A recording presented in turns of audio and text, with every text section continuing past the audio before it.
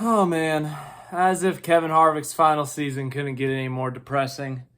Um, I would apply this to just today, but I just think this is Kevin Harvick this season. It's your time. We're wearing this hat for Kevin Harvick and every single one of you Kevin Harvick fans out there. I'm so sorry. I'm a Jeff Gordon fan, and man, every time this happens, like a great driver, all-time great driver has a bad last season, it really makes me appreciate that 2015 season a lot more. But this is just depressing. Kevin Harvick, who was literally inches away from winning at Talladega, actually wasn't inches away from winning at Talladega. We got excited for nothing. News!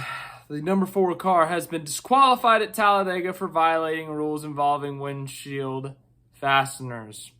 Kevin Harvick had his best, one of his top 3 runs of the season. I think Darlington, you could argue, was better, and he got screwed by a poor timed caution / Tyler Reddick brake checking the lapped car.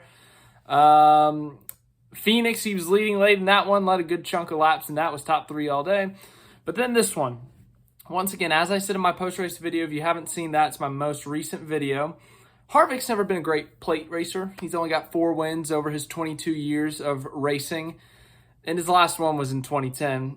So to see him up front competing for one was like, oh my gosh, this is incredible. He isn't wrecked out. Like he's actually in contention.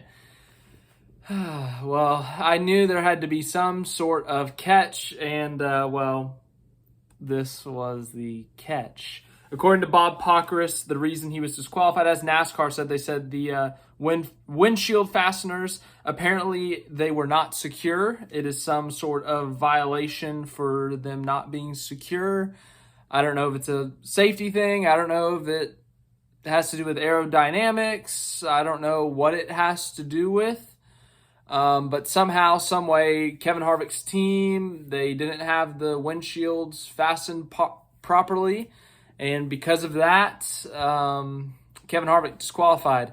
Stewart-Haas Racing in 2023 has been a joke, and they get their best result of the season. And what happens? They get disqualified. This is the second straight year that there's been a major penalty for Kevin Harvick after what's it called?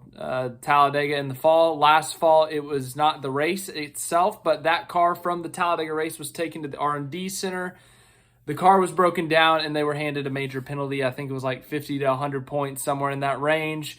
Driver and owners, the team was fined a good amount of money. It was a huge penalty after that race, but the race result wasn't impacted. Whereas this case, it's actually directly towards the race result. So Harvick, who gathered stage points today, who gathered a good chunk of points on the day, trying to finish as high as they can in the points for the Owners' Championship, just so they can get some more points towards that, because, it helps Stewart-Haas financially. And then Harvick, just for, I guess, not self-esteem, but, to go out better in points in his last season, he loses every single point he got today. He finishes 38th with 1 point.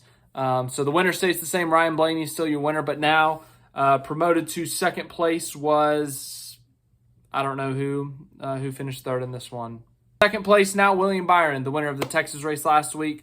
As for everything else, this affects, in terms of the playoffs, this is actually a bigger impact because now this means that any point Kevin Harvick got in the race, eliminated. Everyone moves up a position, right? So, let me think. I think Kyle Larson goes from 16th to 15th. He gains an extra point there, but, at the same time, so does everyone else. The biggest impact it has, though, is the stages. I'm not sure where Kevin Harvick finished in the stages, but if Kevin Harvick scored any stage points today, he is taken out of that final result. So let's say he finished 5th in stage 2. I don't know if he actually did, but if he finished 5th in stage 2, he is now pulled out of that lineup, thrown to the back. So whoever finished 11th in stage 2, they move up a spot. Side note, as I'm looking for the stage results, actually, from Kelly Crandall, it says Kevin Harvick's number 4 team has been disqualified for violating windshield and overall assembled vehicle rules. Per NASCAR, the windshield fasteners must be secured through the entirety of the event. So that is the specifics to why he was disqualified. As for the stage results, Harvick did score 3 points in stage 1. He finished 8th. So that promotes Logano up to 8th, Priest up to 9th. I'm not sure who was 11th in that stage, but whoever was 11th in that stage will now get a stage point. So if it was like a Chris Buescher, that's a huge point for him. Kyle Larson, Brad Keselowski. Brad Keselowski only +2 before this whole penalty. That would be a huge point for him. I know you may be thinking, oh, only a single point. What's the big deal there? Well, man, a single point is what it comes down to sometimes. So if some playoff drivers are able to get that stage point, get that extra point from Harvick being disqualified, that is a big deal. So Kevin Harvick, this last season not going the way he wants it to go, but finishes second at Talladega, but on the track. But in terms of the actual results, he will finish 38th due to being disqualified for improperly secured windshield fasteners. So Kevin Harvick, once again, disqualified from the race. He will not see the checkered, or he saw the checkered flag, but he's not seeing the checkered flag. So Ryan Blaney finally didn't win Talladega in a photo finish, technically. I know it's going to look that way. You're going to see all the pictures, but disqualified. All right. For real, that's all I got for today, unless there's more disqualifications. But the last time a race winner was disqualified was last year, Pocono, Ryan Blaney. Or not Ryan Blaney, Denny Hamlin at Pocono. And the last time before that was like in the 1970s. So I doubt Ryan Blaney's going to get disqualified. Anyways, thanks for watching this video again. I hope you enjoyed. I'll keep you updated with any news, all that stuff. Once again, to all the new subscribers, hi. I hope you're doing well. And if you haven't seen my race recap, it's my most recent video. I may put it in the comments or in the description, so go check that out.